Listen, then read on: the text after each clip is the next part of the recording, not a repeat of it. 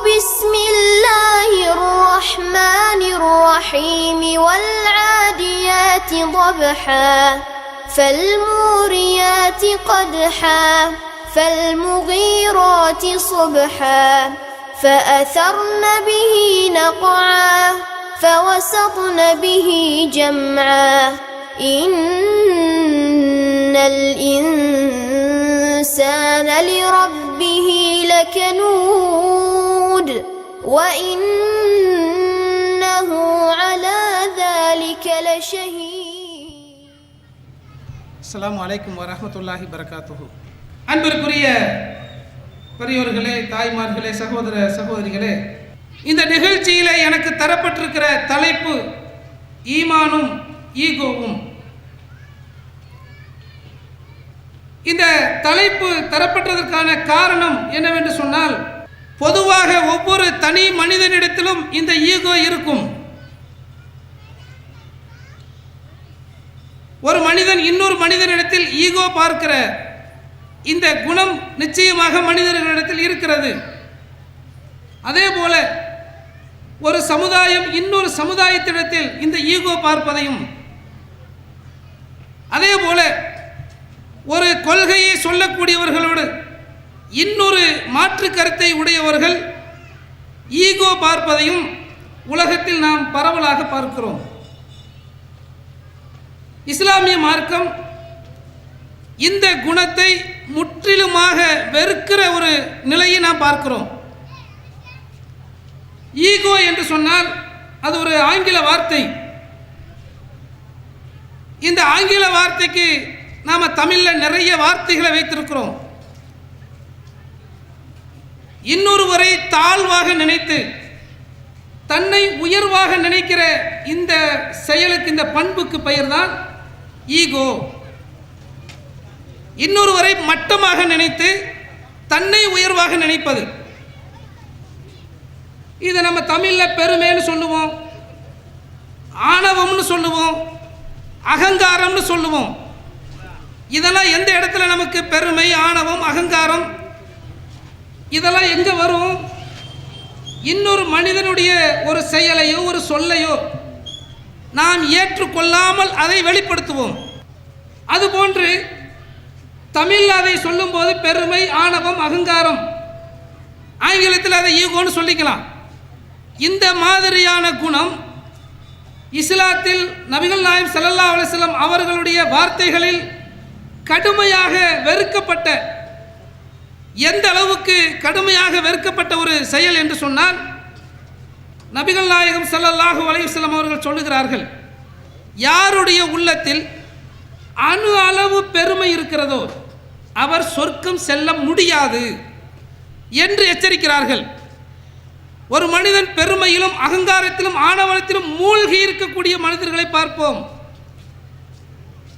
ஒவ்வொரு மனிதனிடத்திலும் ஏதாவது ஒரு இடத்தில், ஒரு சின்ன ஒரு இடத்திலாவது இந்த பெருமையோ ஆணவமோ வந்து விடுவதை பார்க்கிறோம். அப்படிப்பட்ட அந்த மாதிரியான ஒரு குணத்திற்கு நாம் சென்றுவிடக்கூடாது. அது நம்முடைய மறுமையினுடைய நற்பேறுகளை அழித்துவிடும். நாம் சொர்க்கம் செல்வதற்கான வாய்ப்பை தடுத்துவிடும். எத்தனையோ நல்லறங்களை, நல்ல செயல்களை நாம் செய்யலாம்.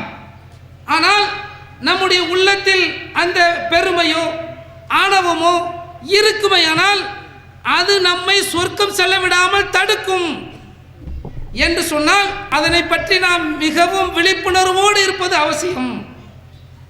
அந்த வகையிலே பெருமை என்பது, ஒரு மனிதன் இன்னொரு மனிதனிடத்தில் பெருமை பாராட்டுகிறான். ஆணவம், இன்னொரு மனிதனை பார்க்கும்போது இன்னொரு மனிதனுக்கு ஆணவம் ஏற்படுகிறது. அகங்காரத்தை பல நேரங்களில் மனிதர்கள் வெளிப்படுத்துகிறார்கள். இது தனி நபர்களுடைய நடவடிக்கைகளில், வாழ்க்கையில் பல நேரங்களில் வெளிப்படுவதை பார்க்கிறோம். இன்னும் நாம் பார்த்தோம் என்று சொன்னால், அல்லாஹ்வுடைய மார்க்கத்தை சொல்லுகிற நேரத்தில் அதை செவியுறுகிற மக்கள் பல வகையாக இருப்பதை பார்க்கிறோம்.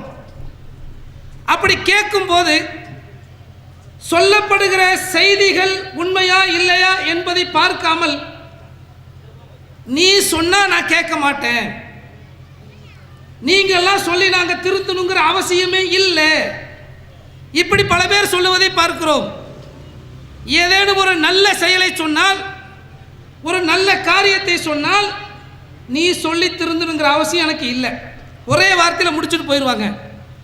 இது ஆணவத்தினுடைய உச்சம் என்று சொல்லலாம். இப்படிப்பட்ட மனிதர்களை பார்க்கிறோம். இன்னும் சில பேர் இந்த ஈகோவை எப்படி வெளிப்படுத்துகிறார்கள் என்று சொன்னால், ஒரு உண்மை மக்களுக்கு போய் சேரும், மார்க்கம் பற்றிய ஒரு செய்தி மக்களுக்கு போய் சேரும். அப்படி சேரும்போது அதுவரை அதனை மக்களுக்கு மத்தியில் மறைத்தவர்கள், அப்படி இல்லைன்னு சொன்னவங்க மக்கள் மத்தியில் வந்து அந்த உண்மையை ஒத்துக்கொள்ள தயாராக இருக்கிறார்களா என்று சொன்னால் இல்லை. உண்மையை ஒத்துக்கொள்ள மறுக்கிறார்கள் என்பது ஒரு புறம்.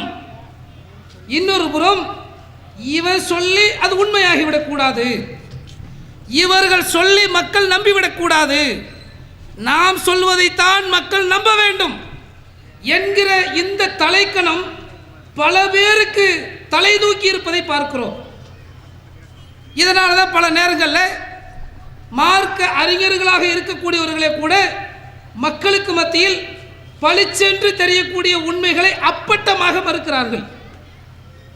இப்படி உண்மைகளை மறுக்கிற இந்த பண்பு, நீயா நானா, நான் சொன்னாதான் கேட்கணும், நீ சொன்னா கேட்கக்கூடாது என்கிற இந்த பண்பு, நீ சொல்லியெல்லாம் நாங்கள் கேட்க மாட்டோம் என்று சொல்லுகிற இந்த செயல், நபிமார்களுடைய வரலாறுகளை நாம் பார்க்கும்போது எல்லா நபிமார்களுடைய வாழ்விலும் இது நடந்திருக்கிறது என்பதை நாம் புரிய முடிகிறது. திருமறை குர்ஆனிலே அல்லாஹ் சில நபிமார்களுடைய வரலாறுகளை சொல்லுகிறான். அந்த நபிமார்களுடைய வரலாறுகள் பல செய்திகளை நமக்கு சொல்லுகிறது.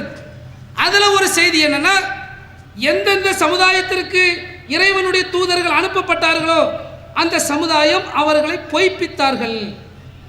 அதிலிருந்து சில பேர் தான் ஏற்றுக்கொண்டார்கள், நம்பிக்கை கொண்டார்கள், பல பேர் ஏற்றுக்கொள்ள மறுத்தார்கள். அப்படி ஏற்றுக்கொள்ள மறுத்தவர்களில் அந்த சமுதாயத்தின் முக்கிய பிரமுகர்கள் இருப்பார்களே அவர்கள், அந்த சமுதாயத்தின் ஆட்சி தலைவர்கள் இருப்பார்களே அவர்கள், அந்த ஊரில் செல்வாக்கோடு செல்வத்தோடு அதிகாரத்தோடு இருந்திருப்பார்களே, இது போன்ற மக்கள் எல்லாம் இறை தூதர்கள் கொண்டு வந்த செய்தியை ஏற்றுக்கொள்ள மறுக்கவில்லை என்பது ஒரு புறம், ஆணவத்தோடு அதனை எதிர்கொண்டார்கள் என்பதுதான் நிதர்சனமான உண்மை. அதை திருமறை குர்ஆன்ல ஒரு இடத்துல அல்லாஹ் சொல்லி காட்டுகிறான். சூரத்து யாசீன். யாசீன்னா நம்ம செத்தவங்களுக்கு ஓதுறது நம்ம வழங்கி வச்சிருப்போம். அதில் ஒரு வரலாறை அல்லாஹ் சொல்லுகிறான். 3 இறை தூதர்கள் ஒரே ஊருக்கு அனுப்பப்படுகிறார்கள். முதல்ல ஒருத்தர் வருகிறார், மக்களுக்கு சொல்லுகிறார், அவரை மக்கள் நிராகரிக்கிறார்கள். அவரை பலப்படுத்துவதற்கு இன்னொரு தூதர், அப்போ மக்கள் ஏற்றுக்கொள்ளவில்லை. 3ஆவதாக ஒரு தூதர். இப்படி ஒரே நேரத்தில் ஒரே ஊருக்கு 3 இறை தூதர்கள் அனுப்பப்படுகிறார்கள். இந்த வரலாறை திருமறை குர்ஆன் சூரத்து யாசீன் சொல்லுகிறது. அப்படி அனுப்பப்பட்டு பிறகு ஒரு மனிதர் கடைக்கோடியிலிருந்து ஓடி வந்து, இந்த தூதர்கள் சொல்லுவதை கேளுங்கள், நம்புங்க, அல்லாஹ் ஒருத்தரை வணங்குங்க என்று அவரும் சேர்த்து சொன்னார். சொன்ன உடனே அவரை கொன்று விட்டார்கள். இந்த வரலாறை அல்லாஹ் சுருக்கமாக சொல்லுகிறான். சொல்லிவிட்டு 3 இறை தூதர்கள் வந்த பிறகும் ஏற்க மறுத்தார்களே, அந்த சமுதாயத்தை அல்லாஹ் என்ன செஞ்சேன்னு சொல்லும் பொழுது, அவர்களை அழிப்பதற்கு வானத்திலிருந்து ஒரு படையை நாம் இறக்கவில்லை, அதற்கான தேவை நமக்கு இல்லை. இல்லா சைஹதன் வாஹிதா, ஒரே ஒரு சப்தம்தான், அழிந்து போனார்கள் என்று அந்த வரலாறை சொல்லிவிட்டு அடுத்ததாக அல்லாஹ் என்ன சொல்லுகிறான் என்று சொன்னால், யா ஹஸ்ரத்தன் அலல் இபாத், அடியார்கள் மீது கை சேதமே, மா யஅதீஹிம் மிர் ரசூலின், எந்த ஒரு தூதர் வந்தாலும் அவர்களை இவர்கள் பரிகாசம் செய்து கொண்டே இருந்தார்கள், ஏளனம் செய்து கொண்டே இருந்தார்கள் என்று அல்லாஹ் சொல்லுகிறான். எந்த தூதர் வந்தாலும் அவர்களை பரிகாசம் செய்வது, ஏளனப்படுத்துவது என்பதுதான் ஒவ்வொரு சமுதாயத்துடைய நிலையாகவும் இருந்தது என்று அல்லாஹ் இந்த வசனத்தின் மூலம் நமக்கு சொல்லுகிறான். நபிமார்களுடைய வரலாறுக்குள்ள நம்ம போனோம்னா, நூஹ் அலைஹிஸ்ஸலாம் அவர்கள் மக்கள் மத்தியில் 950 ஆண்டுகள் பிரச்சாரம் செய்தார்கள் என்று அவருடைய தியாகத்தை அல்லாஹ் திருமறை குர்ஆனில் நினைவு கூறுகிறான். அந்த மக்கள் விடாப்பிடியாக இவர்கள் பிரச்சாரம் செய்து கொண்டே இருக்கிறார்கள். ஆனாலும் அந்த மக்கள் பெரும்பான்மையானவர்கள் ஏற்றுக்கொள்ளவில்லை. அப்படி ஏற்றுக்கொள்ளாமல் போனதுக்கு அவங்க சொன்ன காரணம் என்ன? அவர்கள் முன்வைத்த வாதம் என்ன? எங்களை போன்ற ஒரு மனிதர், நீரும் எங்களை போன்ற ஒரு மனிதர் தான், எமக்கும் உங்களுக்கும் எந்த வித்தியாசமும் தெரியல. அதே போல உம்மை பின்பற்றக்கூடியவர்கள் அறிவில் குறைந்தவர்களும் தாழ்ந்தவர்களும் உம்மை பின்பற்றுகிறார்கள். நாங்கள் எப்படி உம்மை ஏற்றுக்குவோம்? உம்மை இறை தூதராக நாங்கள் ஏற்றுக்கணும்னா என்ன, எங்களை விடவும் உமக்கு சிறப்பு இருக்க வேண்டும். உங்களை பின்பற்றக்கூடியவர்கள் எங்களை விட சிறப்பு வாய்ந்தவர்களாக இருக்கணும். விவரம் குறைந்த தாழ்ந்தவர்கள் தான் உங்களை பின்பற்றுகிறார்கள் என்று பெருமை பேசினார்கள், என்று ஆணவத்தை வெளிப்படுத்தினார்கள். இறை தூதரையும் சாதாரணமான ஒரு நிலைக்கு கொண்டு வந்தார்கள். மனுஷன் சொன்னதுனால அவங்களுக்கு எந்த தகுதியும் குறைஞ்சிட்டு போறதில்லை. மாறாக அவங்க மனுஷன் என்ன சொல்றாங்க? இறை தூதர் இல்லை, உம்மை பின்பற்றக்கூடியவர்கள் விவரம் கிட்டவன் பின்பற்றான். அது அந்த வார்த்தைக்கு அதான் அர்த்தம். விவரம் குறைந்தவர்கள் உம்மை பின்பற்றுகிறார்கள், தாழ்ந்தவர்கள் உம்மை பின்பற்றுகிறார்கள். நாங்கள் எப்படி ஏற்றுக்குவோம் என்று அந்த மக்கள் ஏற்றுக்கொள்ள மறுப்பதற்கு பெருமையும் ஆணவமும் காரணமாக இருந்தது என்று அல்லாஹ் சொல்லுகிறார். அதே போல ஷுஐப் அலைஹிஸ்ஸலாம் அவர்கள் அந்த மக்களுக்கு மத்தியிலே அளவு நிறுவையினுடைய அந்த நியாயத்தை பற்றி பேசுகிறார்கள். அல்லாஹ்வை வணங்க வேண்டும் என்று பேசுகிறார்கள். இவர்கள் அல்லாஹ்வுடைய இந்த கட்டளைகளை ஏற்றுக்கொள்ள மறுத்தால் முற்சென்ற நூகுடைய சமுதாயம், லூத்துடைய சமுதாயம், இது போன்ற அழிக்கப்பட்ட சமுதாயங்களுடைய வரலாறு உங்களுக்கு தெரியுமே, ஒழுங்கா நடங்க என்று அவர்கள் அந்த மக்களுக்கு சொல்லும் போது அந்த மக்கள் சொன்னது என்ன தெரியுங்களா? சொன்ன பதில் எப்படி சொல்றாங்க? யா ஷுஐப், ஷுஐபே மா நஃப்கஹு கஸீரம் மிம்மா தகூலு, சொல்றது ஒண்ணுமே எங்களுக்கு விளங்கல, என்ன நீங்க சொல்றீங்கன்னு எங்களுக்கு விளங்கல. சரி, அது மட்டும் இல்ல, வைன்னால நராக ஃபீனா லைஃபா, ரொம்ப பலகீனமான ஒரு ஆளா பார்க்கிறோம் என்று சொன்னார்கள். நீ சொல்றது ஒண்ணுமே எங்களுக்கு புரியல, ரொம்ப பலகீனமா இருக்கிறீங்க, உங்களை எப்படி நாங்கள் பின்பற்றுவோம் என்று நபி அவர்களை கேலியும் கிண்டலும் செய்த அந்த பெருமையை அல்லாஹ் இங்கே சுட்டி காட்டுகிறார். அதே போல மூசா அலைஹிஸ்ஸலாம் அவர்கள், இவர்களுடைய வரலாறு திருமறை குர்ஆனில் அதிகமான இடத்துல சொல்லப்பட்ட ஒரு வரலாறு. இந்த வரலாறுல ஃபிரௌன் மிக முக்கியமான ஒரு எதிரி. மூசா அலைஹிஸ்ஸலாம் அவருடைய காலத்தில் மூசா அலைஹிஸ்ஸலாம் அவருடைய சமுதாயம் ஈமான் கொள்ளுவதற்கு தடையாக நின்றது யாருன்னா ஃபிரௌன். அவன் என்ன வாதத்தை வைத்தான், அதை திருமறை குர்ஆன் பல்வேறு இடங்களில் சொல்லுகிறது. அதில் 2 விஷயத்தை இந்த இடத்துல நம்ம பார்க்கலாம். அவன் என்ன சொல்றான்? ஃபிரௌன் சொன்னது என்னன்னு சொன்னா, மூசா அலைஹிஸ்ஸலாம் அவர்களை தனிப்பட்ட முறையில் விமர்சனம் செய்கிறான்.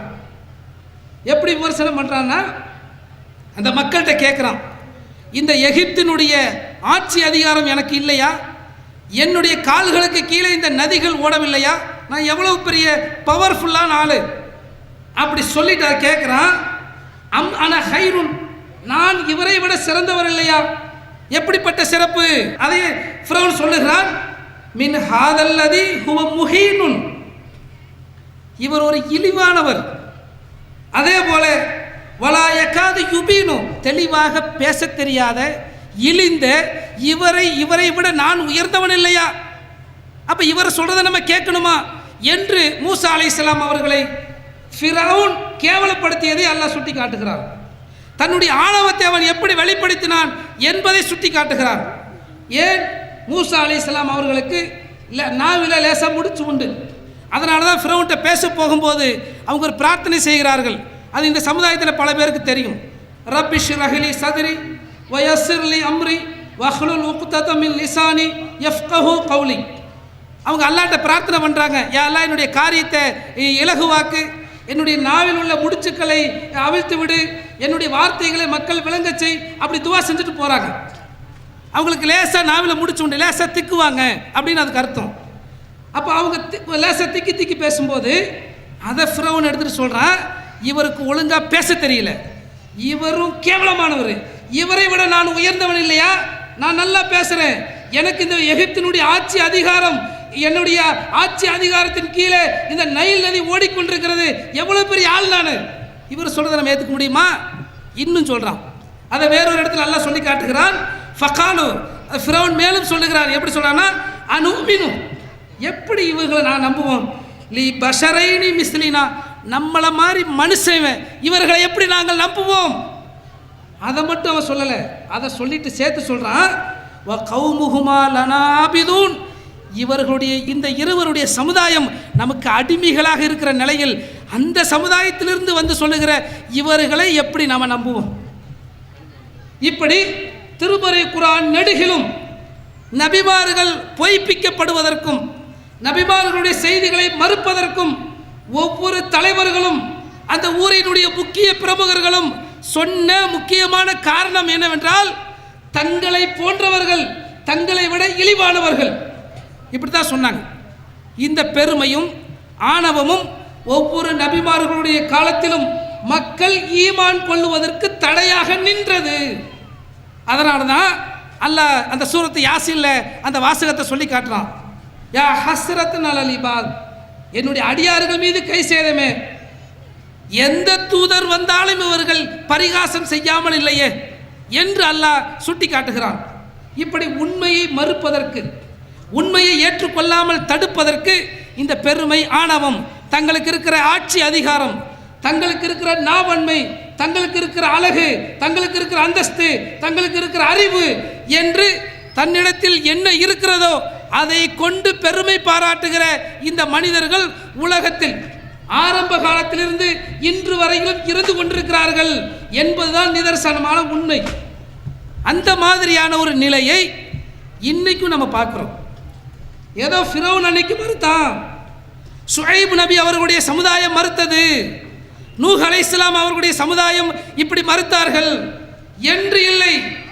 இன்னைக்கும் நம்ம பார்க்கலாம். அது நம்மகிட்டையும் லேசா இருக்கலாம், மற்றவங்கள்ட்டையும் இருப்பதை பார்க்கிறோம். எல்லாவற்றையும் நாம் கவனிக்க வேண்டியிருக்கிறது. ஏனென்று சொன்னால், எந்த மனிதனிடத்தில் ஈமான் இருக்குமோ அந்த மனிதனிடத்தில் பெருமை அணு அளவு வந்து விடாது. பெருமை வந்துவிட்டால் அந்த மனிதன் ஈமான் நிச்சயமாக இருக்காது. ஏனென்று சொன்னால், பெருமை கொள்ளுவதற்கு தகுதியானவன் அல்லாஹ் மட்டும்தான். அல்லாஹ்வை தவிர உலகத்தில் கல்வியாலோ அழகினாலோ அந்தஸ்தினாலோ செல்வாக்கினாலோ பெருமை பாராட்டுவதற்கு எந்த மனிதனுக்கும் அணு அளவுக்கும் தகுதியற்றவர்கள். இதுதான் யதார்த்தமான உண்மை. நபிகள் நாயகம் ஸல்லல்லாஹு அலைஹி வஸல்லம் அதனால தான் சொல்றாங்க, அணு அளவு பெருமை இருந்தாலும், உள்ளத்திலே அணு அளவு பெருமை இருந்தாலும் அவன் சொர்க்கம் நுழையவே முடியாது.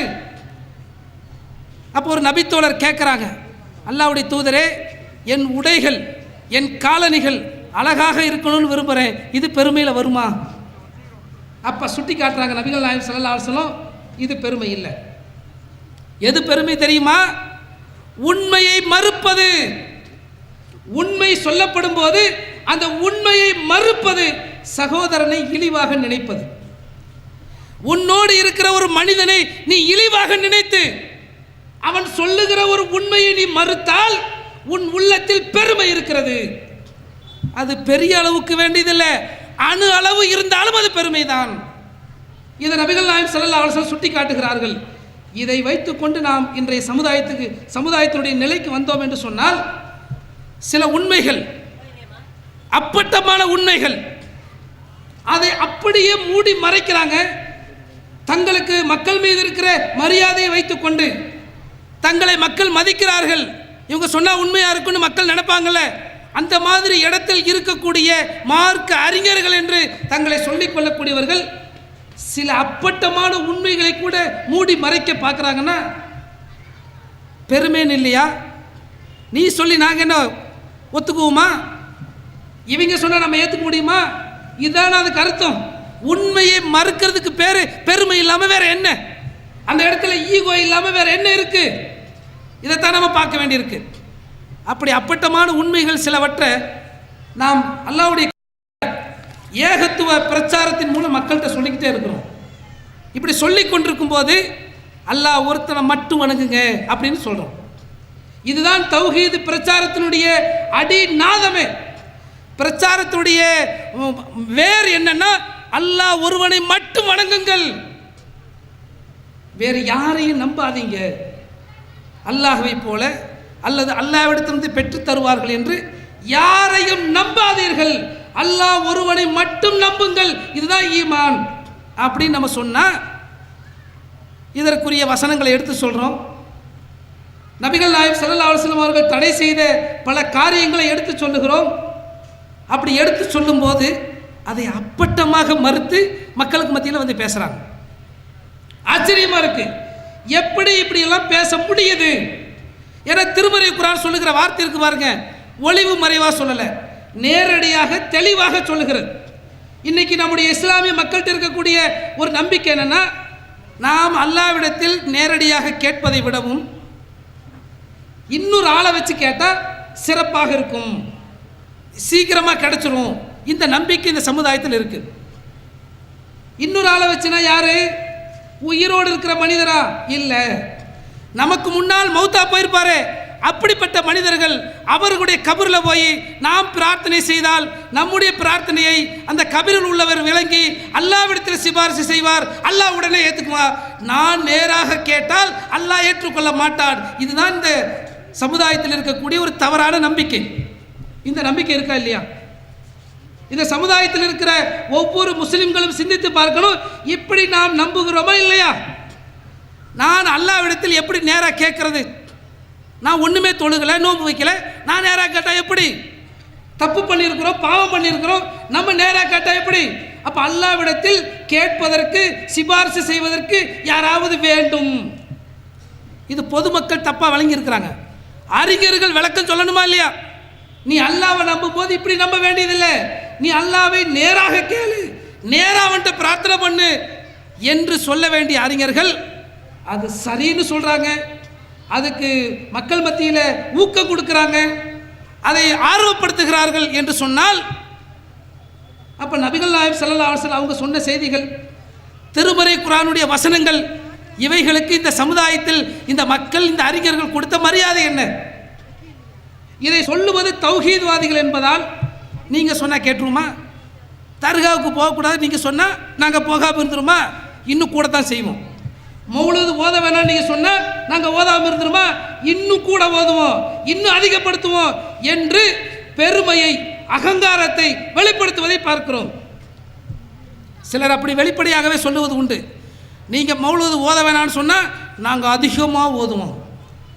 நாங்கள் மௌலூதை மட்டும் தப்புன்னு சொல்லலை, வட்டி வாங்குறது தப்புன்னு சொல்கிறோம், விபச்சாரம் செய்யக்கூடாதுன்னு சொல்கிறோம், இன்னொரு மனிதனை ஏமாற்றக்கூடாதுன்னு சொல்கிறோம், கெட்ட வார்த்தை பேசக்கூடாதுன்னு சொல்கிறோம், பன்றிக்கறியை திங்கக்கூடாதுன்னு சொல்கிறோம், சாராயம் குடிக்கக்கூடாதுன்னு சொல்கிறோம், டிச்சில் மூழ்கி குளிக்கக்கூடாதுன்னு சொல்கிறோம்.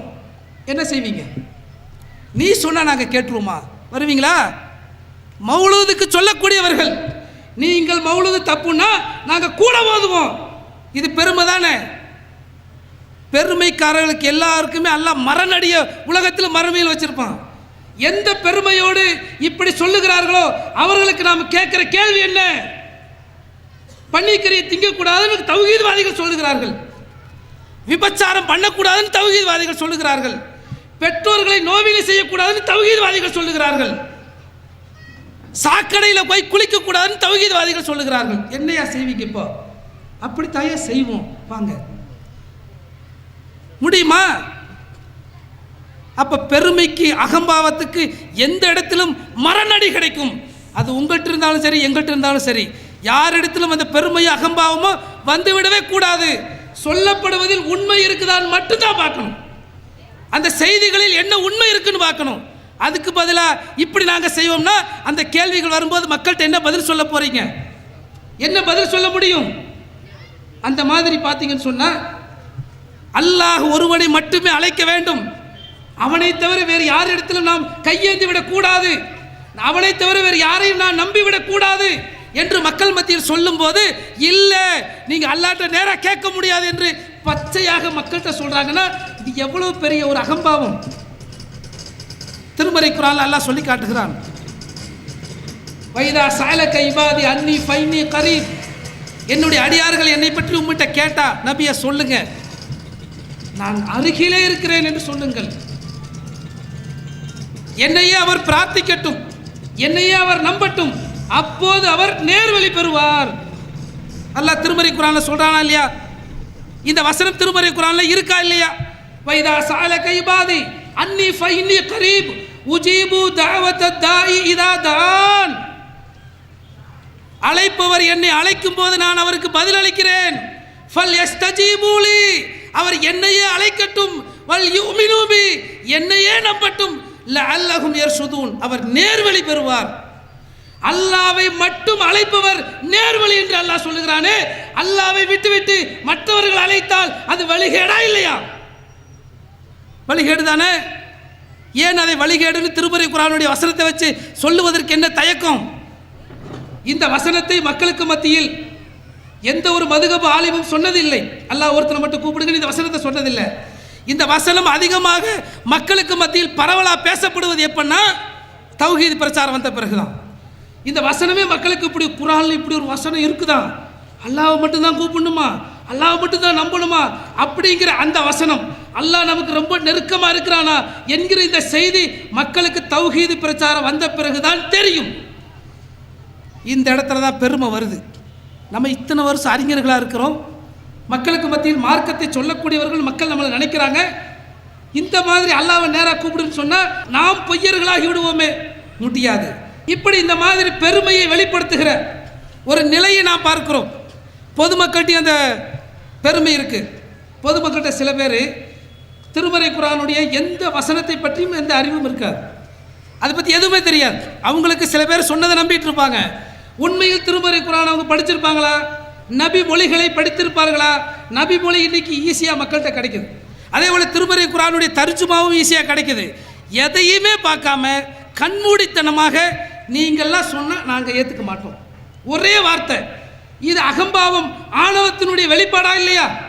பொதுமக்களாக இருந்தாலும் அந்த மாதிரி யாரிடத்திலாவது இவங்க சொன்னால் நம்ம கேட்கக்கூடாதுங்கிற எண்ணம் இருந்தால் அதற்கு பெயர் தான் ஈகோ, அதுதான் பெருமையும், அதுதான் ஆணவமும், அதுதான் அகம்பாவமும். அந்த மாதிரி பெருமை ஆணவம் வந்துவிடக்கூடாது என்பதற்குத்தான் இந்த பேச்சு, இந்த செய்தியை.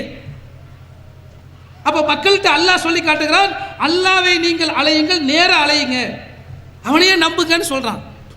அது மட்டும் இல்லை, இது நல்லவர்களை மட்டும் அல்லாஹ் அழைக்க சொல்லவில்லை. என்ன சொல்லுகிறான் திருமறை குர்ஆன்ல? பாவிகளே என்று அழைக்கிறான். திருமறை குர்ஆன்ல யா அய்யுஹன்னாஸ் என்ற வசனம் உண்டு, மனிதர்களே. யா அய்யுஹல்லதீன ஆமனு, ஈமான் கொண்டவர்களே. இப்படி யா அய்யுஹன் நபியு, நபியே என்ற வசனங்கள் உண்டு. யா இபாதியல்லதீன அஷ்ரஃபு, பாவிகளே, பாவம் செய்தவர்களே. எதுக்கு அழைக்கிறான்ல? லா தக்னது மிர் ரஹ்மத்தில்லா, அல்லாஹ்வுடைய அருளில் நீயும் நம்பிக்கை இழக்காதே. இது அல்லாஹ் சொல்றானா இல்லையா? பாவிகளை அழைத்து அல்லாஹ் சொல்லுகிறான். நல்லவர்களுக்கு மட்டும்தான் அல்லாஹ் துஆவை ஏற்றுக்கொள்வான், அவங்கள தான் மன்னிப்பான். இல்லை, பாவம் பண்ணிட்டியா, தப்பு செஞ்சிட்டியா, அப்படிப்பட்ட பாவியா நீ, என்னுடைய அருளில் நீயும் நம்பிக்கை இழக்காதே. அல்லாஹ் மன்னிப்பேன்னு சொல்றானே, பாவங்களை மன்னிப்பேன்னு சொல்றானே. அப்போ நம்முடைய தேவைகளை அல்லாஹ்ட்ட கேட்கலாம். தவறு செய்திருந்தால் தௌபாவை அல்லாஹ்விடத்தில் செய்யலாம். இதற்கு இடையில யாரும் நமக்கு தேவையில்லை. இதுதான் யதார்த்தமான உண்மை. மக்கள்கிட்ட உள்ள நம்பிக்கை என்ன? நாம் நேராக கேட்க முடியாது. எப்படிப்பட்ட நம்பிக்கை? திருமறை குர்ஆன் எந்த நம்பிக்கையை கண்டிக்கிறதோ, எதை அல்லாஹ்வுக்கு இணை வைக்கிற செயல் என்று சொல்லுகிறதோ அந்த நம்பிக்கை. எதை சொல்லுகிறது திருமறை குர்ஆன்? அல்லாஹ் சொல்லி காட்டுகிறான். 10வது அத்தியாயத்தில் நீங்க படிக்கலாம். வயஅபுதுன மின் தூனில்லாஹி மா லா யதுர்ருஹும் வலா யன்ஃபஉஹும், தங்களுக்கு எந்த நன்மையோ தீமையோ செய்யாத சிலதை இவர்கள் வணங்குகிறார்கள். அப்படி வணங்கும் போது அவங்க சொல்லக்கூடிய காரணம் என்னன்னா, வயக்கூலுன, காரணம் சொல்லுகிறார்கள், ஹாவுலாயி ஷுஃபாவுனா இந்தல்லாஹ், அல்லாஹ்விடத்தில் எங்களுக்கு சிபாரிசு செய்வார்கள், அதுக்கு தான் வணங்குறோம். இவர்கள் தெய்வம் என்றோ, இவர்கள் அல்லாஹ் என்றோ, இவர்களுக்கு அல்லாஹ்வுடைய ஆற்றல் இருக்கிறது என்றோ நாங்கள் நம்பவில்லை. மாறாக இவர்கள் அல்லாஹ்வின் நல்லடியார்கள், அல்லாஹ்விடத்தில் எங்களுக்காக சிபாரிசு செய்வார்கள் என்பதுதான் எங்களுடைய நம்பிக்கை. இது அன்றைய காலத்தில் சொன்னது. சொல்லிட்டு அல்லாஹ் முடிக்கல. சொல்லி அதை சொன்ன உடனே அடுத்த வார்த்தை எல்லாம் கேட்குறான், அத்து நப்பி ஊனல்லா, அல்லாஹ்வுக்கே நீங்கள் அறிவித்து தருகிறீர்களா? பிமாலா யஅலமு ஃபிஸ் ஸமாவாதி வலா ஃபில் அர்ல். வானம் பூமியில் அல்லாஹ்வுக்கு தெரியாததை நீங்கள் கற்றுக் கொடுக்க போறீங்களா? என்ன கேட்குறேன் புரியுதுங்களா? நமக்கு ஒருத்தர் சிபாரிசு பண்ணுவார்னா என்ன அர்த்தமா? எனக்கு ஒருவர் சிபாரிசு செய்வார்னு நான் நம்பினால் என்னை அல்லாஹ்வுக்கு தெரியாதுன்னு அர்த்தம். அதைத்தான் நான் கேட்குறேன். வானம் பூமியில் தெரியாதையா நீங்கள் கற்றுக் கொடுக்க போறீங்க அல்லாஹ்வுக்கு? அதை சொல்லிட்டு அடுத்து அப்படியே முடிக்கல அல்லாஹ். வசுபஹானல்லாஹு தஆலா அம்மா யுஷ்ரிகூன். இந்த இணை வைப்பை விட்டும் அல்லாஹ் தூய்மையானவன். புரியுதா உங்களுக்கு? அல்லாஹ்விடத்தில் நமக்கு சிபாரிசு செய்வார்கள் என்று கேட்பது ஷிர்க்குங்கிறான். அந்த மாதிரியான செயலை விட்டும் அல்லாஹ் தூய்மையானவன். சிபாரிசு செய்யறதுக்கெல்லாம் வேலையே இல்லை என்று அல்லாஹ் சொல்லுகிறான். இதை சொன்னால் எப்படி டைவர்ட் பண்ணுவாங்க தெரியுமா? அதையும் நீங்கள் சந்திக்கலாம். இந்த வசனமெல்லாம் வந்துங்க நமக்கு சொன்னதில்லை, பிறகு அது மக்கா காஃபிருக்கு சொன்னது, இதை எடுத்துட்டு இவங்க சொல்கிறாங்க அப்படின்னு அப்படி ரொம்ப லேசாக சொல்லிட்டு வருவாங்க. திருமறை குர்ஆனில் ஒரு வசனம் சொல்லப்பட்டால் அது கியாமத்து நாள் வரையிலும் அதுதான். அப்போ தொழுவுங்கன்னு யாரை பார்த்து சொல்லப்பட்டுச்சு? வஅகீமுஸ் ஸலா நம்மளை பார்த்து சொல்லப்பட்டதா, சஹாபாக்களை பார்த்து சொல்லப்பட்டதா? நம்ம தொழுக வேண்டியதில்லை அப்படின்னு போயிடுவோமா? வாத்து ஜக்கா ஜக்காத்தை கொடுங்கள் யாரை நோக்கி சொல்லப்பட்டது? அந்த அன்றைய காலத்தில் வாழ்ந்த மூமின்களை நோக்கி சொல்லப்பட்டது, நமக்கு தேவையில்லை அப்படின்னு போயிடுவோமா? திருமறை குர்ஆன் அன்றைய காலத்தில் இறங்குச்சு, கியாமத்து நாள் வரைக்கும் அதான். அப்போ திருமறை குர்ஆன் எதை செய்ய சொல்லுகிறதோ அதுவும் கியாமத்து நாள் வரை, எதை செய்ய வேண்டாம் என்று கண்டித்ததோ அதுவும் கியாமத்து நாள் வரை. அது அன்னைக்கு இது இன்னைக்கு இப்படி பிரிக்க வேண்டியதில்லை, அப்படி பிரிக்க முடியாது. இந்த விஷயத்தில் நிச்சயமாக அப்படி பிரித்து பார்க்க முடியாது. அது மக்கா காஃபிர்களுக்கு இறங்கின வசனம், நமக்கெல்லாம் அப்படி இல்லை, நம்மளாம் கேட்டுக்கலாம். அப்படின்னா இப்போ சாராயம் குடிக்காதீங்கன்னு ஒரு வசனம் இறங்குச்சு, அது அவங்களுக்கு தான். விபச்சாரத்தை நெருங்காதீர்கள்னு ஒரு வசனம், அதெல்லாம் அவங்களுக்கு தான். பெற்றோர்கள்ட்ட நல்ல முறையில் நடந்துக்கன்னு வசனம் இறங்குச்சு, அதெல்லாம் அவங்களுக்கு தான். இப்படியே எல்லாத்தையும் அவங்களுக்குன்னா நமக்கு என்ன இருக்குது? ஒன்றும் இல்லாமல் போயிடும். திருமறை குர்ஆனை இப்படி நாம் பிரிக்க முடியாது. அது அவங்களுக்கு, இது நமக்கு. சில குறிப்பிட்ட சில தனிப்பட்ட சிறப்பான சட்டங்கள் நபி அவர்களுக்கென்று தனிப்பட்ட முறையில் இருந்திருக்கலாம். பொதுவாக சொல்லப்பட்ட விஷயங்கள் அனைத்தும் பொதுவானது. அப்போ அன்னைக்கு அப்படி ஒரு செயல் இருந்துச்சு, இதை கண்டிக்கிறானே அல்லாஹ். இன்னைக்கு அந்த செயல் இருந்தால் அதுவும் திருமறை குர்ஆன் கண்டிக்குதுன்னு அர்த்தம். நம்ம செஞ்சால் அல்லாஹ் கண்டிக்க மாட்டான், அவங்க செஞ்சால் தான் அல்லாஹ் கண்டிப்பான். ஏன் தெரியுமா? அவங்க அல்லாஹ்ட்ட நெருக்கி வைப்பாங்கன்னு கேட்டது உண்மையில் நல்லடியார் இல்லை, அவங்கெல்லாம் கெட்டவன் காஃபிரு. அதனால் அப்படி அவன் கெட்டவன் தெரியுமா? காஃபிரை தான் அவங்க கூப்பிட்டாங்கன்னு தெரியுமா? மக்கா காஃபிர்கள் யாரை அழைத்தார்கள்? மக்காவுக்குள்ளே நபிகள் நாயகம் ஸல்லல்லாஹு அலைஹி வஸல்லம் ஃபத்ஹ் மக்கா முடிஞ்சு மக்காவுக்குள்ளே நுழையிறாங்க. அங்கே 316 உருவ சிலைகளை வச்சுருக்கிறாங்க. அதையெல்லாம் நபிகள் நாயகம் ஸல்லல்லாஹு அலைஹி வஸல்லம் அப்புறப்படுத்துகிறாங்க, உடச்சு தூக்கி வீசிட்டாங்க. அப்படி வீசும்போது அங்கே என்னென்ன சிலைகள் இருந்தது அப்படிங்கிறத குறிப்பிடும்போது லாத்து உஸா மனாத்து ஃபேமஸானது, வரலாற்றில் பதிவு செய்யப்பட்டது. இப்ராஹிம் நபியுடைய சிலையை வைத்திருந்தார்கள், மரியம் அலைஹிஸ்ஸலாமுடைய சிலையை வைத்திருந்தார்கள்னு ஹதீஸ் இருக்குது.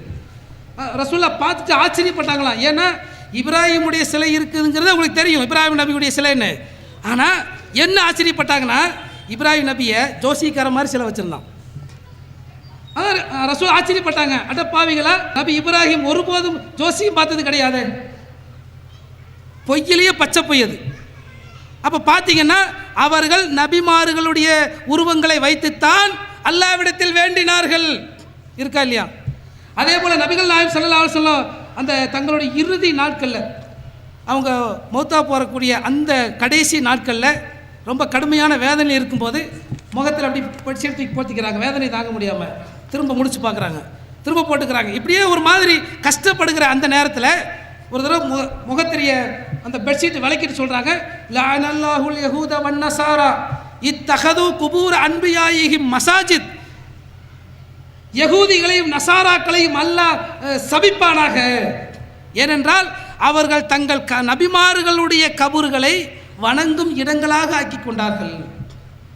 நபிமார்கள்ட்ட தான் கேட்டான், நபிமார்களுடைய கபூர்களையும் அப்படி வச்சுருந்தாங்க. ரசூலுல்லா சபிச்சாங்களே, தடுத்தாங்களே. இது எவ்வளவு தெளிவாக நபிகள் நாயகத்துடைய இந்த வார்த்தை எவ்வளவு தெளிவாக பதிவு செய்யப்பட்டிருக்கிறது. இதை போகிற போக்கில் சொல்லிட்டு போகல. சஹீஹுல் புகாரி எடுங்க, ஏன்னா தமிழாக்கம் செய்யப்பட்டதில் முதல் கிதாபு தானே, அதிலிருந்து சொல்லுவோம். சஹீஹுல் புகாரியில் நபிகள் நாயகம் ஸல்லல்லாஹு அலைஹி வஸல்லம் அவர்கள் கபறுகளை, நபிமார்களின் கபறுகளை வணங்கும் இடங்களாக, பிரார்த்தனை செய்யும் இடங்களாக, நேர்ச்சை செய்து அப்படி வணங்கும் இடங்களாக மாற்றிக்கொண்டார்களே, அந்த சபிச்ச அந்த செய்தி புகாரில் 436, 437, 1390, 3454 இத்தனை இடத்துல இடம்பெறுது. இவ்வளவு பளிச்சுன்னு தெரியுதே.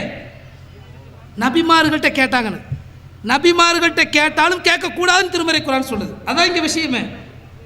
அதுக்காக நபிமார்களை இழிவு செய்வதல்ல, நபிமார்களை அந்தந்த சமுதாயத்தவர் பின்பற்ற வேண்டும். இறுதி தூதர் நபிகள் நாயகம் ஸல்லல்லாஹு அலைஹி வஸல்லம் அவர்களை நாம் பின்பற்ற வேண்டும். அதான் கட்டளை. பின்பற்று என்பதற்கும் அவங்க இறந்து போன பிறகு அவங்கள்ட்ட கேளுங்கிறதுக்கும் வித்தியாசம் இருக்குது. இல்லை, அவங்களும் அந்த வகையில் மனுஷன்தான்.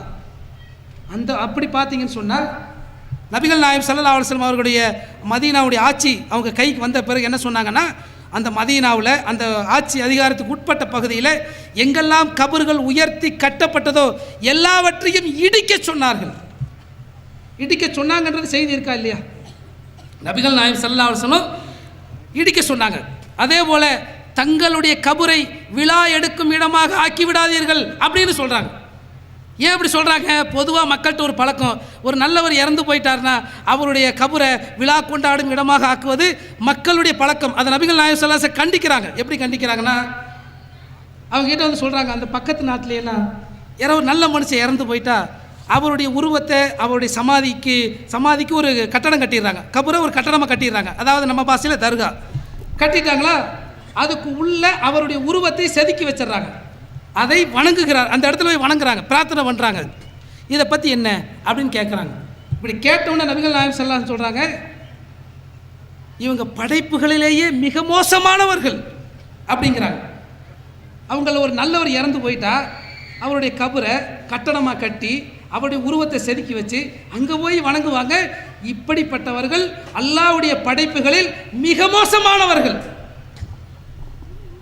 அதனால தான் நபிகள் நாயகம் ஸல்லல்லாஹு அலைஹி வஸல்லம் அவங்க இறுதி நேரத்தில், அந்த மௌத்தா போகிற நேரத்தில் மக்களுக்கு செஞ்ச ஒரு வசியத்தை போல ஒரு எச்சரிக்கை, யகூதிகளையும் நசாராக்களையும் அல்லாஹ் சபிக்கிறான், சபிக்க வேண்டும், நபிமார்களுடைய கபறுகளை வணங்கும் இடமாக ஆக்கி கொண்டதற்காக அப்படின்னு சொல்லிட்டு தன்னுடைய கபரையும் விழா எடுக்கும் இடமாக ஆக்கக்கூடாதுன்னு சொன்னாங்க. இன்னைக்கு கபறுகளில் விழா எடுக்கப்படுதா இல்லையா? இத்தனை செய்தி. நபிகள் நாயகம் ஸல்லல்லாஹு அலைஹி வஸல்லம் விழா எடுக்க வேண்டாம்னு சொன்ன அந்த செய்தி அபூ தாவூதுல 1746வது ஹதீஸா நீங்கள் பார்க்கலாம். இது மட்டும் இல்லை, இன்னும் நபிகள் நாயகம் ஸல்லல்லாஹு அலைஹி வஸல்லம் சொன்னாங்க, கபறுகளை கட்டக்கூடாது, அதை பூசக்கூடாது, அது மேலே உட்காரக்கூடாது. இந்த சமுதாயத்தில் கபரு மேலே உட்காரக்கூடாது, நிற்கக்கூடாதுங்கிற விழிப்புணர்வு இருக்குது. கபர்ஸ்தானுக்கு போனால் கபர் நிற்காத, அங்கே நிற்காத அப்படின்னு சொல்லுவாங்க. சின்னவங்கலேருந்து பெரியவங்க வரைக்கும் கபரின் மீது நிற்கக்கூடாது என்கிற விழிப்புணர்வு இருக்கிறது. ஆனால் கபரை கட்டக்கூடாது, கபறுகளை பூசக்கூடாது, எல்லாம் ஒன்று தாங்க, ஒரே ஹதீஸ் தானே, வெவ்வேறு ஹதீஸா? அது நீங்கள் பார்த்தீங்கன்னா முஸ்லீமில் 1765 முஸ்லீம் தமிழாக்க வந்திருக்குது அந்த கிதாபு. 1765வது ஹதீஸா நீங்கள் பார்க்கலாம். கபூரில் உட்கார்றது, அதை போய் பூசுவது, அதன் மீது கட்டடம் கட்டுவது, எல்லாவற்றையும் நபிகள் நாயகம் ஸல்லல்லாஹு அலைஹி வஸல்லம் தடை செய்தார்கள். இவ்வளவு தெளிவாக இருக்கே. அப்போ பார்த்தீங்கன்னு சொன்னால் இவ்வளவு தெளிவான விஷயங்கள் இருந்தும் போங்க கேளுங்க அப்படின்னு மக்கள்கிட்ட சொல்கிறாங்கன்னா இந்த ஹதீஸ் எல்லாம் மக்களுக்கு தெரியாது. சஹீஹுல் புகாரிங்கிற ஒரு கிதாப் தமிழாக்கம் வரும் வரையிலும் சாதாரண பாமர மக்கள், அரபி தெரியாத மக்கள் இந்த ஹதீஸை படித்திருக்க முடியாது. ஆனால் 7 வருடம் மதரசாவில் போய் அரபி படித்திருக்கிற ஒவ்வொரு ஆலிமுக்கும் தெரியும், இந்த ஹதீஸுகளை நிச்சயமாக படித்திருப்பார்கள். அப்போ திருமறை குர்ஆன் அல்லாஹ்விடத்தில் மட்டும் பிரார்த்தனை செய்ய வேண்டும் என்று சொல்லுகிறது. நபிகள் நாயகம் ஸல்லல்லாஹு அலைஹி வஸல்லம் அவர்கள் இறந்து போனவர்களுடைய கபறுகளை கட்டி அதில் விழா எடுப்பதை தடுக்கிறார்கள். இவ்வளவு தெளிவான விஷயங்கள் இருந்தும் அதை மக்கள் மத்தியில் ஊக்குவிப்பது ஏன்? நீங்கள் சொன்னால் நாங்கள் கேட்டுருவோமா? சில பேர் அப்படி வீம்புக்கு போகிறது உண்டு. ஒருத்தர் தனியாக தர்காவுக்கு போவார். ஏன் போய் போகிறீங்க? அல்லாட்ட துவா செய்யுங்க. தர்காவுக்கு போக வேணாம்னு சொல்கிறியா? அப்போ இந்த வருஷம் பார், வருஷம் சில பேர் போகிற பழக்கம் உண்டு. பஸ் வச்சு கூட்டிகிட்டு போவாங்க. எதுக்குன்னா பார்த்துக்க, என்னை போக வேணாம்னு சொன்னில்ல, 50 பேர்த்த கூட்டிகிட்டு போவேன். யோசிச்சு பாருங்க, இது அகம்பாவமா இல்லையா? ஆணவமா இல்லையா? நீ சொல்லி நான் என்ன கேட்கறது அப்படிங்கிற அந்த ஈகோவா இல்லையா? இந்த ஈகோ நம்ம இடத்தில் இருந்தால் நாசமாக போயிடுவோம். எல்லா விஷயத்திலும் இப்படி பார்த்தோம்னா நாசமாக போயிடுவோம். அதே போல் இன்னும் தெளிவான சில விஷயங்களை நம்ம பார்க்குறோம். ஏன்னா அது நமது பகுதியில் தேவைப்படக்கூடிய விஷயங்களாக இருப்பதால் அதை சுட்டி காட்ட வேண்டியிருக்கு. தௌஹீது பிரச்சாரம் வந்த பிறகு இன்னொரு பெரிய புரட்சி என்னன்னு சொன்னால், பெண்கள் பள்ளிவாசலுக்கு வர்றது. இன்றைக்கி நிறைய பேருக்கு அது வயிறு எரியுது. ஏன் வயிறு எரியுதுன்னா, பள்ளிக்கு பெண்கள் வருவதால் மார்க்கம் அவங்களுக்கு தெரியுது. தர்காவுக்கு போகிற வரைக்கும் என்ன தெரியும்? ஒன்றுமே தெரியாது. சடங்கு சம்பிரதாயம், அந்த தர்காவில் போய் ஆட்டம் போகிறது, ஒரு மாதிரி என்னென்னமோ பண்ணுவாங்க. தர்கான்னு சொன்னால் அது ஒரு திருவிழா மாதிரி, அதில் எல்லா கூத்தும் நடக்கும். இந்த மாதிரி கூத்துகள் நடக்கக்கூடிய இடங்கள் தர்கா, அங்கே போவாங்க மக்கள். அப்படிப்பட்டவர்களுக்கு மத்தியில் பள்ளிவாசலுக்கு வாங்கன்னு சொல்லி விழிப்புணர்வை ஏற்படுத்தி பள்ளிவாசலுக்கு வந்துட்டா இப்போ அவங்க குரானு ஹதீஸுங்கிறாங்க. நிறைய பேர்த்துக்கு வயிறு வாயெல்லாம் எரியுது. பொம்பளைகள்லாம் குரானிஸ் பேசுகிறாங்களே அப்படிங்கிற எரிச்சல் தாங்க முடியாமல் என்ன செய்கிறாங்க தெரியுங்களா? பொம்பளைகளாம் நீங்கள் பள்ளிவாசலுக்கு வரக்கூடாது, பொம்பளைகளாம் நீங்கள் பிரச்சாரத்துக்கு வரலாமா, இப்படி போய் விட கூப்பிடலாமா, பள்ளிவாசலுக்கு போகலாமா, அதுக்கு ஆதாரமே இல்லை. இதில் அதை அவங்க மெய்ப்பிக்கிறதுக்காக சில வேலைகளை செய்வாங்க. 1ஆம் நம்பர் முட்டாள்தனம். என்ன செய்வாங்க தெரியுமா? பெண்களுடைய குரலையே ஆண்கள் கேட்கக்கூடாது. அப்படி பார்த்தீங்கன்னா சொல்லும்போது பயங்கர பவ்யமாக இருக்கும். ஒரு கேள்வி பதில் நிகழ்ச்சியே நடக்குதுன்னு வச்சுக்கோங்க. கேள்வி பதில் நீங்கள் கேட்குறீங்க, பெண்கள் பதில் கேட்குறாங்க. இப்போ என்ன, நீங்கள் வேணும் சத்தமாக கேளுங்க, பெண்கள் எழுதி மட்டும் கேளுங்க, உங்களோட குரலை கேட்டால் நாங்கள் ஒரு மாதிரி ஆயிடுவோம் அப்படின்னு சொன்னால் என்ன அர்த்தம்? பெண்களுடைய குரலையே நாங்கள் கேட்டக்கூடாது அப்படிங்கிறாங்க. பெண்களுடைய குரலை கேட்டாலே ஒரு மாதிரி யாரான எப்படிப்பட்டாலும் நமக்கு தெரியல, அவ எவ்வளோ மட்ட ரகமாக இருப்பாங்களோ நமக்கு தெரியல. ஆனால் திருமறை குர்ஆன் என்ன சொல்லுகிறது? ஃபலா தஹலன பில் கவுல். நபிகள் நாயகம் ஸல்லல்லாஹு அலைஹி வஸல்லம் மனைவிமார்களை பார்த்து அல்லாஹ் பேசும்போது, நீங்கள் மற்ற பெண்கள் மாதிரி இல்லை, வீட்டை விட்டு வெளியில் போகாதீங்க, வீட்டுக்குள்ளே ஏறுங்க, அந்நிய ஆண்கள்கிட்ட பேச வைக்க வேண்டிய நிலை ஏற்பட்டால் குலைந்து பேசாதீர்கள், கொஞ்சம் பேசாதீங்கன்றான். பேசவே வேண்டான்னு சொல்லலை, பேசக்கூடாதுன்னு சொல்லலை, அவங்க பேசினா மற்றவங்க கேட்கக்கூடாதுன்னு சொல்லலை. பேச வேண்டிய தேவை ஏற்பட்டால் குலைஞ்சு பேச வேணாம், கொஞ்சம் பேச வேண்டாம். சில பேர்கிட்ட இயல்பாக இருக்கும்.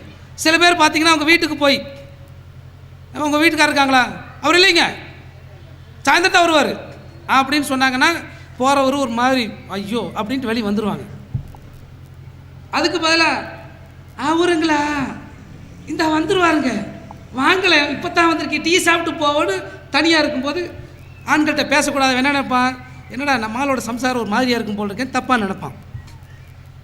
இந்த மாதிரி பிற ஆண்கள்கிட்ட குலைந்து பேசினால், கொஞ்சி பேசினால் பிற ஆண்கள் கெட்ட புத்தி உள்ளவர்கள் தப்பாக நினச்சிக்குவான். அதனால் குலைஞ்சு பேசாத. ஆனால் நம்ம பெண்கள்கிட்ட எப்படி தெரியுங்களா? புருஷன்கிட்ட தான் அப்படி கராராக பேசுவாங்க. பல பேர் அனுபவிச்சுட்டு சொல்லுவாங்க. அதே போல் மற்ற ஆம்பளை வந்தாங்கன்னா கொஞ்சம் பேசுறது, இது தப்பு. ஒரு கணவனிடத்தில் ஒரு மனைவி எவ்வளவு கொஞ்சி பேசினாலும் குழாவினாலும் அது எல்லளவும் தவறில்லை.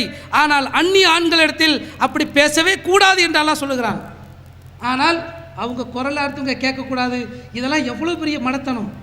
நபிகள் நாயகம் ஸல்லல்லாஹு அலைஹி அவங்க காலத்தில் எத்துணை சஹாபிய பெண்கள் நபிகள் நாயகம் ஸல்லல்லாஹு அலைஹி அவங்களுடைய சபைக்கு வந்து மார்க்க சம்பந்தமான கேள்விகளை கேட்டு தீர்ப்புகளை பெற்று சென்றிருக்கிறார்கள்.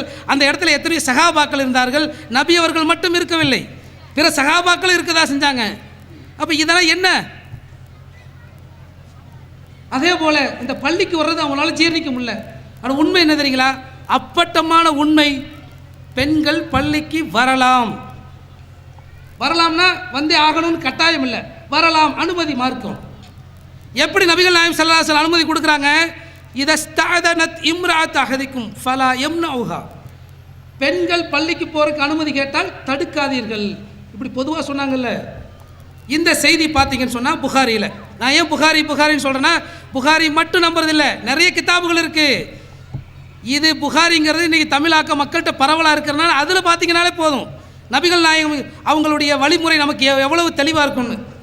பெண்கள் பள்ளிக்கு வர்றதுக்கு அனுமதி கேட்டால் தடுக்காதீங்க. புகாரியில் 873, 5238 இந்த 2 நம்பர்லையும் நீங்கள் பார்க்கலாம். அதே போல் நபிகள் நாயகம் ஸல்லல்லாஹு அலைஹி வஸல்லம் சொன்னாங்க, இதனுல் நிசா பில் லைலி இலல் மசாஜித். பெண்கள் இரவில் பள்ளிக்கு செல்ல அனுமதி கேட்டால் அனுமதி கொடுங்க. பகல்லேன்னு கூட இல்லை, இரவில் அப்படின்னு சொல்லியே சொல்கிறாங்க. இரவில் கேட்டால் அனுமதி கொடுங்க. அப்படின்னு சொல்கிறாங்களா? இரவில் பெண்கள் பள்ளிக்கு வர்றதை பார்த்தீங்கன்னு சொன்னால் புகாரில் 865 899 இந்த நம்பரை நீங்கள் மனப்பாடம் வச்சுக்கோங்க, தேவைப்படும். ஏன்னா பெண்கள் வரவே கூடாது பள்ளிக்கு அப்படின்னாங்களா, தூக்கி போடுங்க புகாரியை. பள்ளிக்கு வர்றதை தடுக்காதீங்கன்னு சொல்கிறாங்க. இரவில் போவதற்கு அனுமதி கேட்டால் அனுமதி கொடுன்னு சொல்கிறாங்க. இதாச்சுங்களா? அடுத்து பார்த்தீங்கன்னா பெண்கள் பள்ளியில் எந்த அளவுக்கு தொழுகைக்கு பங்கு பெற்றிருக்கிறாங்கன்றதுக்கான வரிசையாக நீங்கள் செய்தியை பார்க்கலாம். ஒரு முறை நபிகள் நாயகம் ஸல்லல்லாஹு அலைஹி வஸல்லம் அவர்கள் இஷா தொழுகையை தாமதப்படுத்திட்டாங்க, ரொம்ப லேட் ஆக்கிட்டாங்க. அங்கே தொழுகை வந்திருந்த ஆண்கள், சிறுவர்கள், பெண்கள் எல்லாருமே தூங்கி வழிகிறாங்க. ஒரு நபித்தோழர் வர்றாரு, அல்லாஹ்வுடைய தூதரே எல்லாருமே தூங்கி வழிகிறாங்க, ஆண்கள், சிறுவர்கள், பெண்கள் எல்லாருமே தூங்கிட்டாங்க, வந்து தொழுகு வைங்க அப்படின்னு சொல்லும்போது நபிகள் நாயகம் ஸல்லல்லாஹு அலைஹி வஸல்லம் வந்து தொழுகு வச்சுட்டு அந்த மக்களுக்கு ஒரு நற்செய்தி சொல்கிறாங்க. இன்றைய தினம் இந்த நேரத்தில் உலகத்தில் உங்களை தவிர வேறு யாருமே தொழுகையாளிகள் கிடையாது, அந்த நற்செய்தியை பெற்றுக்கு நற்செய்தி சொன்னாங்க, நாங்கள் சந்தோஷப்பட்டோன்னு செய்தி வருது. அப்போது இந்த செய்தி நீங்கள் பார்த்தீங்கன்னா ரொம்ப தாமதமாக ரசூலா தொழுகு வச்சாங்க. அந்த தொழுகைக்காக பெண்களும் காத்திருந்து தூங்கி வழிஞ்சு ரசூலா வந்த பிறகு எந்திரிச்சு நின்று தொழுதுட்டு போனாங்க அப்படிங்கிற இந்த செய்தியை புகாரியில் 566 569 862 864 இத்தனை நம்பரில் நீங்கள் பார்க்கலாம். அதே போல் ஃபஜ்ர் தொழுகைக்கு பெண்கள் வர்றாங்க. எந்த அளவுக்குன்னா ஆயிஷா ரலியல்லாஹு அன்ஹா அவங்க சொல்கிறாங்க, ஃபஜ்ர் தொழுகைக்கு பெண்கள் வருவாங்க. நபிகள் நாயகம் ஸல்லல்லாஹு அலைஹி வஸல்லம் இருட்டில் தொழுக வைப்பாங்க, இருட்டான நேரத்தில், வெளிச்சம் வந்து வர்றதுக்கு முன்னாடி. அப்படி இருட்டில் வந்து பெண்களும் தொழுது கலந்துட்டு போவாங்க. யாருன்னு தெரியாது, யார் வந்தாங்க யார் போனாங்கன்னு தெரியாது, அவ்வளோ இருட்டுக்குள்ளே வந்து தொழுதுட்டு போனாங்க அப்படிங்கிறத பார்க்குறோம். இந்த ஃபஜ்ர் தொழுகைக்கு பெண்கள் வந்தாங்கன்ற செய்தி புகாரியில் 372 578 867 872 இந்த நம்பர். இது போக இன்னும் சில செய்தி பார்த்தீங்கன்னா ஆச்சரியமாக இருக்கும். நபிகள் நாயகம் ஸல்லல்லாஹு அலைஹி வஸல்லம் அவங்க காலத்தில் இந்த அளவுக்கு ஒரு முழுமையான உடைகள் கிடையாது, வறுமையான நேரம், ஆரம்ப நேரம். அப்படி வறுமை இருக்கும்போது அவங்க உடை எப்படி இருக்கும் தெரியுங்களா? ஆண்களுடைய உடை ஒரே ஒரு வேட்டி தான், அதை கழுத்தோடு சேர்த்து கட்டியிருப்பாங்க, முழுசாக மறைச்சிருக்காது. அப்படி முழுசாக மறைக்கப்படாத அந்த ஆடை ஆண்கள் தொழுகிறாங்க, சிறுவர்கள், பின்னாடி பெண்கள், இப்படி தான் வரிசை. இப்படி தொழும்போது ரசூல் அந்த உடையை பார்க்குறாங்க, ஆண்களுடைய உடை. ஆக இது அறகுறையாக இருக்குது, பெண்கள் பார்க்குற மாதிரி ஒரு சூழ்நிலை வந்துருமே அப்படின்னு கவனித்து என்ன சொல்கிறாங்கன்னா, பெண்களுக்கு அந்த நேரத்தில் பெண்களுக்கு ஒரு சட்டம், ஆண்கள் சுஜூதிலிருந்து எழுந்து அமரும் வரை பெண்கள் இங்கே எதிர்க்கக்கூடாது, தனி சட்டமே இருக்குது. அந்த மாதிரி குறைவான ஆடையில் அன்றைக்கி ஆண்கள் தொழுக வேண்டிய சூழ்நிலை வறுமை, அந்த நேரத்தில் பெண்களுக்கு ஒரு தனி சட்டம். இந்த ஹதீஸை நீங்கள் பார்த்தீங்கன்னா புகாரியில் 362 814 இந்த செய்தியை நீங்கள் பார்க்கலாம். அதே போல் பார்த்தீங்கன்னா நபிகள் நாயகம் ஸல்லல்லாஹு அலைஹி வஸல்லம் அவங்க தொழுக வைக்கும்போது என்ன மனநிலையில் இருந்தேன் அப்படிங்கிற சொல்கிறாங்க. ரொம்ப நேரம் தொழுக வைக்கணுங்கிற எண்ணத்தில் தான் வந்து நான் நிற்கிறேன். ஆனால் தொழுகை ஆரம்பித்த உடனே ஒரு குழந்தையோட சத்தம் கேட்குறது. அந்த குழந்தையினுடைய தாய்க்கு தொழுகையில் சஞ்சலத்தை ஏற்படுத்திவிடும் என்பதற்காக தொழுகையை நான் சுருக்கிக் கொள்கிறேன் அப்படின்னு நபிகள் நாயகம் ஸல்லல்லாஹு அலைஹி வஸல்லம் சொல்கிறாங்க.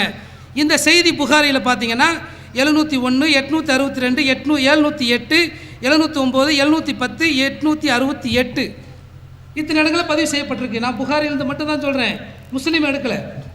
புகாரி பரவலாக வந்துட்டனால புகாரி மட்டும் சொல்கிறேன். இப்போ கவனித்து பாருங்கள், நபிகள் நாயகம் ஸல்லல்லாஹு அலைஹி வஸல்லம் காலத்தில் பெண்கள் பள்ளிக்கு வந்தால் தடுக்காதீர்கள், இரவில் போவதற்கு தடுக்காதீர்கள், ஃபஜ்ருக்கு வந்தாங்க, இஷாவை தாமதப்படுத்தியும் கூட தொழுதுட்டு போனாங்க, ஆண்கள் எழும் வரையிலும் பெண்கள் எழ வேண்டாம்ங்கிற ஒரு தனி சட்டம் அன்னைக்கு. அதே போல் குழந்தையுடைய அழுகுறை கேட்டு நான் தொழுகையை சுருக்கிக்கிட்டேன்.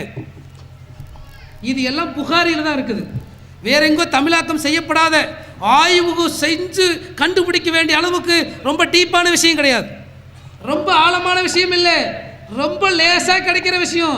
புகாரியுடைய முதல் பாகத்தை வாங்கினீங்கன்னா கிடைக்கும். 7 பாகம் வந்திருக்கு, 7 பாகம் இல்லை, புகாரியினுடைய முதல் பாகத்தை வாங்கி வீட்டில் வச்சிங்கன்னா பெண்கள் தொழுக போகலாமா வேண்டாமா செய்தி இருக்குது. இது நபிகள் நாயகம் ஸல்லல்லாஹு அலைஹி வஸல்லம் அவர்கள் கற்றுத்தந்த மார்க்கம். ஆனால் பள்ளிக்கு தான் வரணுங்கிற கட்டாயம் இல்லை, வீட்லேயும் தொழுதுக்கலாம். பெண்களுக்கு மட்டும் அந்த அனுமதி, ஆண்கள் பள்ளிக்கு தான் வந்தாகணும் ஃபர்து தொழுகைக்கு. இப்போ இந்த சட்டங்கள் எல்லாம், இந்த செய்திகள் எல்லாம் நமக்கு ஒரு செய்தியை சொல்லுது. என்ன சொல்கிறாங்க தெரியுங்களா? பெண்கள் பள்ளிக்கு வந்ததே கிடையாது, அப்படி ஒரு செய்தியே இல்லை. யாரு? மார்க்க அறிஞர்கள். ஆச்சரியமாக இருக்கு. புகாரியை படிங்கப்பா, வேற எங்கேயும் போகாதீங்க, புகாரியில முதலாம் பாகத்தை படிங்க, அரபி தெரியாட்டா கூட பரவாயில்ல, தமிழ்ல படிங்க. படிச்சீங்கன்னா இந்த செய்தி கிடைக்குதா இல்லையா? எவ்வளவு இலகுவா நபிகள் நாயகம் ஸல்லல்லாஹு அலைஹி வஸல்லம் அவர்கள் இந்த சமுதாயத்து பெண்கள் பள்ளிக்கு வரணுமா வேண்டாமா அப்படிங்கிற செய்தியை சொல்லும்போது வரலாம், தொழுகையில் பங்கெடுக்கலாம், அவ்வளவு பெரிய அனுமதியை தந்திருக்கும் போது இதை மறுப்பதற்கு நாம் யாரு? தடுப்பவர்கள் யாரு? ஏன் தடுக்கிறாங்க தெரியுங்களா? இத்தனை காலமும் பெண்களுக்கு அப்படி ஒரு அனுமதி கிடையாது சமுதாயத்தில். இத்தனை காலமும் அப்படி ஒரு அனுமதி இல்லை.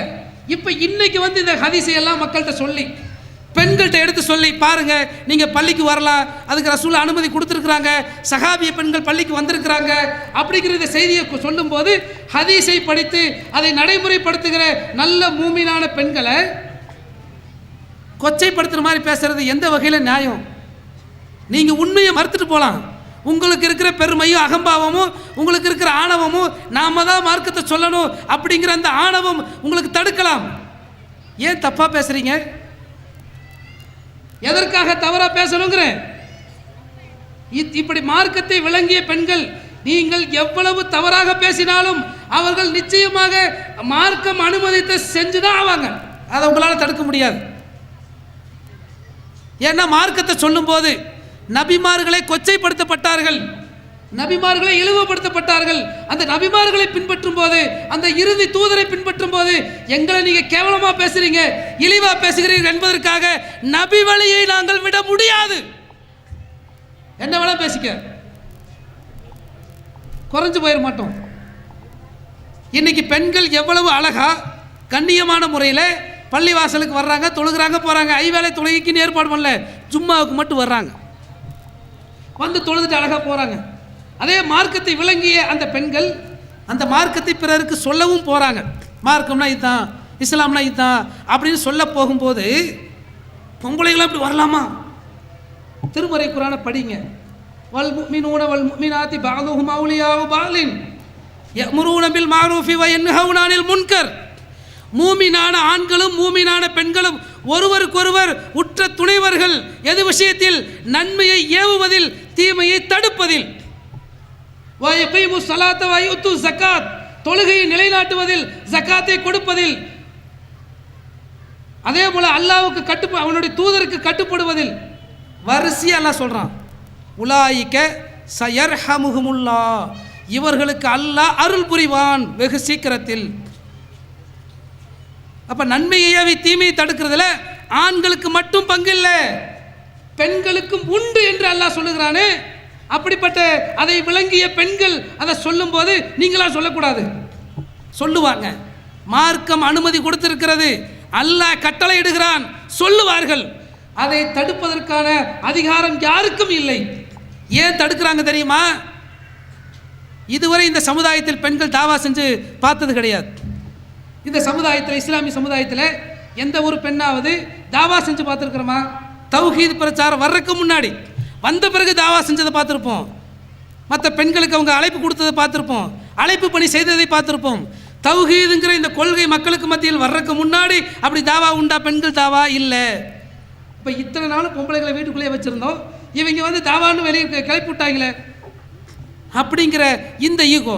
அப்போ இந்த வசனம், இந்த ஹதீஸ் எல்லாம் பெண்களுக்கு இந்த அனுமதி, பெண்கள் வெளியில் போகலாமா வரலாமா?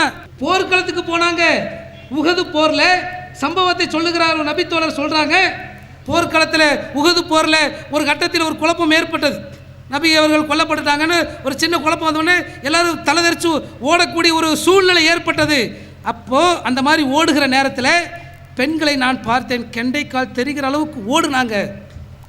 சஹாபிகளோடு வந்த இஸ்லாமிய படையில் இருக்கிற பெண்கள் வாளேந்தி போர் செய்ய மாட்டார்கள், ஆனால் போர்க்களத்தில் உதவி செய்வார்கள். உயிருக்கு ஆபத்து என்று இருக்கிற போர்க்களத்துக்கே போனாங்கன்னா ஒருத்தருக்கு மார்க்கத்தை சொல்றதுல என்ன குற்றம் வந்துட போகுது? என்ன தப்பு வந்துட போகுது? மார்க்கம் தந்திருக்கிற அளவுகோல்களை மீறாமல் ஒருவர் சொன்னால் அதில் தப்பு கிடையாது. இதையே மறுக்கிறாங்க, இதையே மக்கள்கிட்ட மறுத்து சொல்றாங்கன்னா அந்த இடத்தில் பெருமை. நாங்கள் இத்தனை நாள் எப்படி பெண்களை வச்சிருந்தோம்? மார்க்கத்தை சொல்லாமல், மார்க்கத்தை பின்பற்ற விடாமல் வச்சுருந்தோம். இன்றைக்கி நீங்கள் வந்து சொல்லிடுவீங்களா? அது எப்படி நடக்குதுன்னு பார்த்துருவோம். யாராவது ஒரு பெண்மணி புதுசாக தௌஹீத் பயான் அப்படின்னு வந்தால் கூட ஒரு வாரம் 2 வாரம் வருவாங்க, 3ஆவது வாரம் பார்க்க வேண்டியது. இன்னும் அங்கே போறியா? பொம்பளைகளும் அப்படி போகக்கூடாது, பொம்பளைகளாம் வரக்கூடாது. அவங்களுக்கு இந்த குர்ஆன் வசனம் ஹதீஸ் எல்லாம் புதுசாக இருக்கலாம். அதனால் அவங்க என்ன டக்குன்னு இல்லைங்க அது அப்படி என்னென்னமோ சொல்கிறாங்களே அப்படின்னு பயந்துக்கிறாங்க. ஏன் இப்படி மக்களை தடுக்கிறீர்கள்? இப்படி தடுப்பதற்கு உங்களுக்கு இருக்கிற பெருமை தானே காரணம். நாங்கள் தான் மார்க்கத்தை சொல்லணும், நாங்கள் தான் மார்க்கத்தை சொல்லணுங்கிறது இல்லை, நாங்கள் சொல்கிறதா மார்க்கம் என்ற நிலை தானே.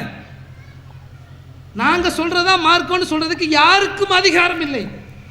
திருமறை குர்ஆனை நபி மொழிகளை யார் வேண்டுமானாலும் சொல்லலாம், அதற்கான உரிமையை இந்த மார்க்கம் வழங்கி இருக்கிறது. நாங்கள் மட்டும்தான் சொல்லணும், நீங்களாம் சொல்லக்கூடாதுன்னு சொல்லக்கூடிய அதிகாரம் யாருக்கும் இல்லை. இந்த மாதிரி பெருமை ஈகோவினால இந்த சமுதாயம் ஒரு நேர்வழிக்கு வருகிற இந்த நேரத்திலும் தடுக்கப்படுகிற தவறான செய்திகள் சொல்லப்படுவதை பார்க்கிறோம். மக்களுக்கு சரியான ஈமான் போக முடியாமல் சில பேருடைய ஈகோ, இந்த தௌஹீத்வாதிகள் சொல்லி இந்த மக்கள் திருந்துவதா விடக்கூடாதுங்கிற இந்த ஈகோ இன்னைக்கு பல பேருடைய ஈமானை தின்று கொண்டிருக்கிறது. அதனால தான் அதை சொல்லுவதற்கு தான் இந்த தலைப்பு. அது மட்டும் ஈகோ இல்லை. இந்த மாதிரி மார்க்கத்தை சொல்லும்போது அது மட்டும் ஈகோ இல்லை. இதை மட்டும் ஈகோன்னு விளங்கிடக்கூடாது, இது மட்டும் பெருமைன்னு விளங்கிடக்கூடாது. உங்களுக்கும் எனக்கும் அது வந்து விடக்கூடாது. ஏன்னா இதை பொறுத்த வரைக்கும் எல்லா மனிதர்களுக்கும் உரியது. இப்போ கூட்டம் நடத்துகிறோம், உதாரணத்துக்கு கூட்டம் நடத்தி நிறைய கூட்டம் வந்துருச்சு, எவ்வளோ பெரிய கூட்டம் வந்துருச்சு அல்ஹம்துலில்லாஹ்னு சொல்லிட்டு போனால் அது வேற. நாங்கள் எப்படி கூட்டம் நடத்தணும் பார்த்தியா, இப்படி சொன்னால் நாசமாக போயிடும். ஏன் இந்த நன்மையெல்லாம் நாசமாக போயிடும். அப்படி வரக்கூடாது, அப்படி நமக்கும் வரக்கூடாது. அதே போல நபி அவர்களுடைய எச்சரிக்கையை மறுபடியும் ஞாபகப்படுத்திக்கணும். பெருமைங்கிறது, அதாவது ஆங்கிலத்தில் ஈகோன்றது என்னன்னு சொன்னால் சத்தியத்தை உண்மையை மறுப்பது, சகோதரனை இழிவாக நினைப்பது. அது பெரிய அளவுக்குலாம் இல்லை, அணு அளவு இருந்தாலும் நபிகள் நாயகம் ஸல்லல்லாஹு அலைஹி வஸல்லம் அணு அளவு பெருமை இருந்தாலும் சொர்க்கம் போக முடியாதுன்னு சொல்லி எச்சரித்தாங்களே. அணு அளவு கூட நம்மிடத்தில் எதை கொண்டும் நமக்கு தௌஹீத் தெரிஞ்சிருச்சா அதை கொண்டு ஈகோ வந்துடக்கூடாது, அதை கொண்டு பெருமை வந்து விடக்கூடாது. நம்மகிட்ட செல்வாக்கு இருக்கா அதை கொண்டு பெருமை வந்து விடக்கூடாது. நம்மிடத்தில் அந்தஸ்து இருக்கிறதா அதை கொண்டு பெருமை வந்து விடக்கூடாது. நம்மிடத்தில் அழகு இருக்கிறது, மற்றவர்களை விடவும் நான் கொஞ்சம் அழகா இருக்கிறேன், அதை கொண்டு பெருமை வந்து விடக்கூடாது. எதை கொண்டு நம்முடைய உள்ளத்தில் பெருமை ஏற்பட்டாலும் அது பெருமைதான், அது ஆணவம் தான். அந்த பெருமை அந்த ஆணவம் நம்மை சொர்க்கம் செல்ல விடாமல் தடுக்குங்கிற எச்சரிக்கை ரொம்ப முக்கியம். அது எந்த இடத்துல வெளிப்படும் தெரியுமா? நபிகள் நாயகம் ஸல்லல்லாஹு அலைஹி வஸல்லம் சொன்ன இடத்துல தான். ஒரு ஆளை லேசாக நினைப்போம், இழிவாக நினைப்போம். நீ என்ன நமக்கு சொல்கிறது? மார்க்கத்தில் அப்படி கிடையாது. ஒரு பெரிய கோடீஸ்வரன் வச்சுக்குவோம், அந்த கோடீஸ்வரன்ட்டு வேலை செய்யக்கூடிய ஒரு சாதாரண தொழிலாளி முதலாளி பார்த்து சொல்கிறாரு, பொய் பேசுகிறாரு முதலாளி. ஐயா பொய் பேசாதீங்க, அல்லாஹ் பொய் பேசக்கூடாதுன்னு தடுத்துருக்கான். டேய் வேலைக்காரன் நீ எல்லாம் சொல்லக்கூடாது, சொல்லக்கூடாது. அப்படி ஏன் ஒரு சாதாரண வேலைக்காரன் சொன்னாலும் அந்த உண்மையை ஏற்றுக்கொள்ளும் மனப்பக்குவம் யாரிடத்தில் இருக்கிறதோ அவங்கள்ட்ட பெருமை இல்லை. நீ என்னடா சொல்றது? அப்படி வருதா? அந்த இடத்தில் பெருமை. நமக்கு தெரிஞ்ச பல விஷயங்கள் இருக்கும், மறந்துருப்போம், கவனக்குறைவாக விட்டுருப்போம், கொஞ்சம் பொடுவாக்க இருந்திருப்போம். ஒன்றுமே தெரியாத ஒருத்தர் வருவார், ஏன் பாய் நீங்களே பீடி குடிக்கிறீங்களே அப்படின்னு கேட்பாரு. கேட்டால் நீ எல்லாம் சொல்லாது, உனக்கு நான் பீடி குடிக்கூடாதுன்னு சொல்கிற தகுதி உனக்கு இருக்குதா? இப்படி சொல்லக்கூடாது. இந்த இடத்தில் அந்த பெருமை அகம்பாவம் வந்துவிடக்கூடாது. அந்த இடத்தில் அந்த மனிதன் சொல்லுகிற வார்த்தை உண்மையா சரியா, அது தனக்கு நன்மையான்னு பார்க்கணுமே ஒழிய நீ என்னடா சொல்கிறது பார்க்கக்கூடாது. அப்படி பார்த்தால், அப்படி நம்மை நோக்கி நமக்கு நல்லது சொல்லக்கூடிய மனிதர்களை நோக்கி நாம் இழிவான ஒரு பார்வை பார்த்தால், நீ எல்லாம் எனக்கு சொல்லணுங்கிற அவசியம் கிடையாது, அது உங்களுக்கு ஏற்கனவே தெரியும் அப்படின்னு வருதா? அந்த ஆணவ போக்கு வருதா? அந்த அகம்பாவம் வருதா? இந்த அகம்பாவம் இந்த ஆணவம் சொர்க்கம் செல்ல விடாமல் நம்மை தடுக்கும். எச்சரிக்கையாக இருக்கணும். யாரிடத்திலும் அப்படி லேசாக நினைச்சிடக்கூடாது. எவ்வளவு சாதாரண மனிதனாக இருந்தாலும் லேசாக நினைத்து விடக்கூடாது. நபிகள் நாயகம் ஸல்லல்லாஹு அலைஹி வஸல்லம் அவர்கள் எவ்வளவு உயர்ந்த தலைவர், அவங்கள வர்ணிப்பதற்கு நம்மகிட்ட வார்த்தைகள் கிடையாது. அவ்வளவு பெரிய உயர்ந்த தலைவர். அகிலத்திற்கே அவர்கள் ஒரு அருட்கொடை என்று அல்லாஹ் சொல்லுகிறான். அப்படிப்பட்ட தலைவர் நபிகள் நாயகம் ஸல்லல்லாஹு அலைஹி வஸல்லம் அவர்கள் பொது மக்களிடத்திலே எவ்வளவு சாதாரணமாக நடந்து கொண்டார்கள். உதாரணத்துக்கு ஒன்று பார்க்கலாம். நபிகள் நாயகம் ஸல்லல்லாஹு அலைஹி வஸல்லம் ஒரு சட்டம் சொல்கிறாங்க சலாம் சொல்கிறதுக்கு. சின்னவங்க பெரியவங்களுக்கு சலாம் சொல்லுங்க, வாகனத்தில் போகிறவங்க, நடந்து போகிறவங்களுக்கு சொல்லுங்கள், இப்படி சொல்கிறாங்க. இப்போ சின்னவங்க தான் பெரியவங்களுக்கு சலாம் சொல்லணும், முந்திக்கிட்டு சொல்லணும். ஆனால் நபிகள் நாயகம் ஸல்லல்லாஹு அலைஹி வஸல்லம் அவங்க என்ன செய்வாங்க தெரியுமா? வீதியில் போகும்போது சிறுவர்களை பார்த்தால், விளையாடக்கூடிய சிறுவர்கள், விளையாடும் சிறுவர்களை பார்த்தால் அஸ்ஸலாமு அலைக்கும் என்று சொல்லுவார்கள். நான் அல்லாஹ்வுடைய தூதர் என்கிற அந்த பெருமை அவர்களிடத்தில் அணு அளவும் கடைசி வரை ஏற்படவே இல்லை. சிறுவர்களை பார்த்தால் அல்லாஹ்வுடைய தூதர் சலாம் சொல்லுகிறார்கள் என்றால் நாமெல்லாம் ஏமாத்துறோம். யோசிச்சு பாருங்க, எந்த இடத்திலும், எந்த மனிதனை பார்த்தும், எந்த மனிதனிடத்திலும் நம்முடைய கல்வியாலோ, அழகினாலோ, செல்வாக்கினாலோ, செல்வத்தினாலோ, அதிகாரத்தை கொண்டோ அகம்பாவம், பெருமை வந்து விடாமல் நம்மை பாதுகாத்து கொண்டால் அது நம்முடைய ஈமானை பாதுகாக்கும். இல்லை என்றால் மறுமையில் சொர்க்கம் செல்ல முடியாத ஒரு மோசமான நிலைக்கு நாம் தள்ளப்பட்டு விடுவோம். ஆக நம்முடைய உள்ளத்தில் அணு அளவும் ஈகோ இல்லாமல், அணு அளவும் பெருமை, அகம்பாவம் இல்லாத நல்ல ஒரு மூமின்களாக நாம் மாறுவதற்கு, மார்க்கத்தை சொல்லும்போது பெருமை ஆணவம் காரணமாக தடுக்கக்கூடிய மக்களுக்கு அல்லாஹ் அந்த பெருமையை அகற்றி உண்மையை ஒத்துக்கொள்ளுகிற பக்குவத்தை அனைத்து மக்களுக்கும் நமக்கும் தந்தருள்வானாக என்று கூறி இந்த உரையினை நிறைவு செய்கிறேன். வாஹ்ரதவான அல்ஹம்துலில்லாஹ். வஸ்ஸலாமு அலைக்கும் வரஹ்மத்துல்லாஹ். அல்லாஹ்